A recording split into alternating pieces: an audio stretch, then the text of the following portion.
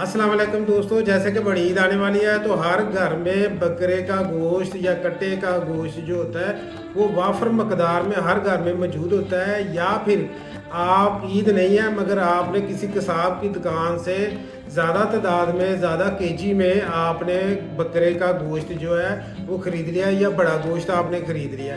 अब आपने उसको स्टोर करना है ताकि ये ख़राब ना और लंबे अरसे तक स्टोर करना है। तो मैं आप लोगों को ऐसा तरीका बताने लगा हूँ जिससे आप 6 माह तक बेहतरीन तरीके से आप अपने गोश्त को स्टोर कर सकते हैं। वो ख़राब भी नहीं होगा, कोई स्मेल भी नहीं आएगी। इवन कि आप 1 साल तक भी से उसको स्टोर कर लेंगे तो तब भी आप उसको इस्तेमाल कर सकते हो। आपका गोश्त कभी भी साल तक भी ख़राब नहीं होगा। मगर आपने उसको स्टोर करना कैसे है ये तरीका मैं बताने लगा हूँ। मेरे बताए हुए तरीके पर अगर आप उसको स्टोर करेंगे तो इंशाल्लाह ताला अल्लाह ताला के फजल व करम से आपका जो गोश्त है वो कभी भी ख़राब नहीं होगा। तो मेरे चैनल को सब्सक्राइब कर लें और बेल आइकन का बटन भी ऑन कर लें।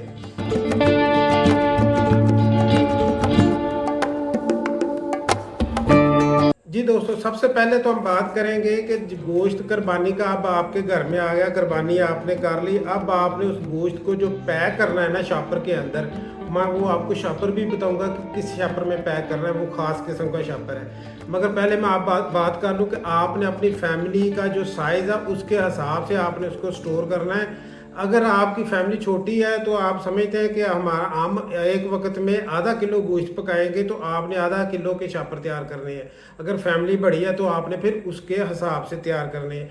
फिर इसके अलावा आपने जो पुलाव बनाना है या बिरयानी बनानी है उसके लिए आपने अलहदा शापर तैयार करने हैं और उसके ऊपर मार्कर से लिख देना है कि ये पुलाव के लिए, ये बिरयानी है और ये सालन के लिए। अब शापर कौन सा इस्तेमाल करना पहले ये बात करेंगे। ये वाला जो शापर आम हम इस्तेमाल करते हैं ये शापर आपने इस्तेमाल नहीं करना।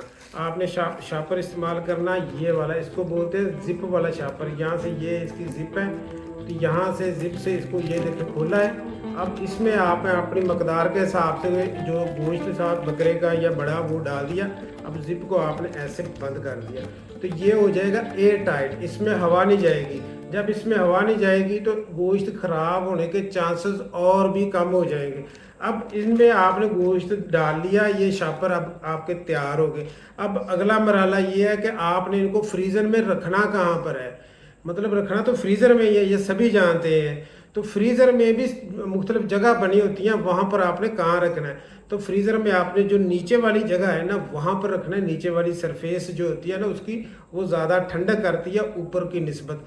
ऊपर आपने इसलिए नहीं रखना कि ऊपर अगर कोई एक कतरा भी इसमें से ब्लड का नीचे गिर गया, नीचे आपने कोई और चीज़ रखी हुई है उसमें चला गया तो समझ लें कि एक कतरे में करोड़ों बैक्टीरिया होते हैं। तो वो आपकी चीज़ जो है ना वो फिर बैक्टीरिया वाली हो जाएगी जिससे आप बीमार पड़ सकते हैं।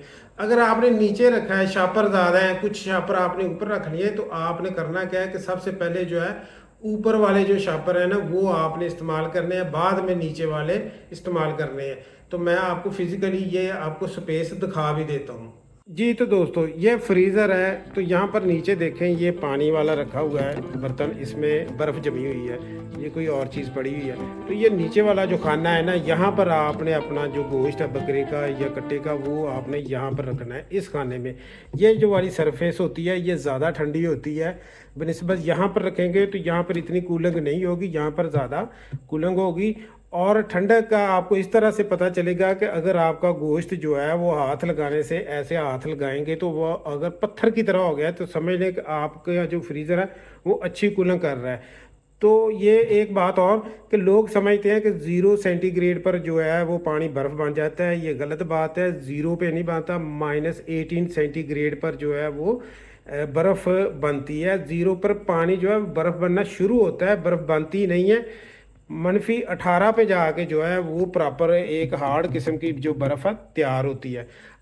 अब मैं बताता हूँ कि आपने इसका टेम्परेचर जो है वो फ्रीज़र का वो कितने पे सेट करना है। तो फ्रीज़र में आपने गोश्त जो है अपना रख लिया। अब मसला आ गया टेम्परेचर का कि टेम्परेचर कहाँ पर सेट करना है। तो आपने अपने फ्रीज़र का जो टेम्परेचर है ना वो मैक्सिमम लेवल तक सेट करना है। अमूमन 1 से लेके 7 नंबर तक जो होता है उसका थर्मोस्टेट होता है। आपने कम अज़ कम उसे 5 नंबर पे ज़रूर रखना है ताकि आपके फ्रीज़र में -18 सेंटीग्रेड तक जो टेम्परेचर है वो जाना चाहिए।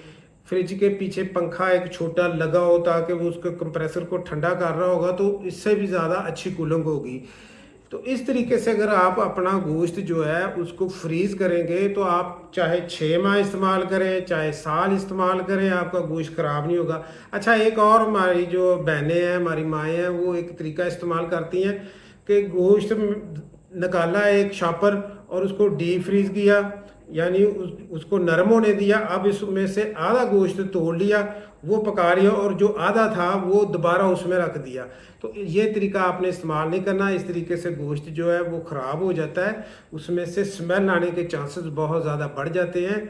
आपने गोश्त जो निकालना, अगर आपने फ़र्ज़ करें किलो निकाल लिया तो फिर किलो ही पका लें, ज़रूरत नहीं भी है तभी आपको किलो ही पकाना पड़ेगा। आपने डीफ्रॉस्ट जो है 1 किलो को कर लिया, अब आपने उसमें बचा के दोबारा फ्रीज़र के अंदर नहीं रखना, उस सारे को आप तैयार कर लें, उसकी चाहे बिरयानी बनाएं या सालन बनाएं और खाएं। तो दोस्तों, उम्मीद करता हूँ कि आप लोगों को ये मेरी वीडियो पसंद आई होगी। मेरा चैनल देखते रहिए और इसको सब्सक्राइब ज़रूर कीजिए।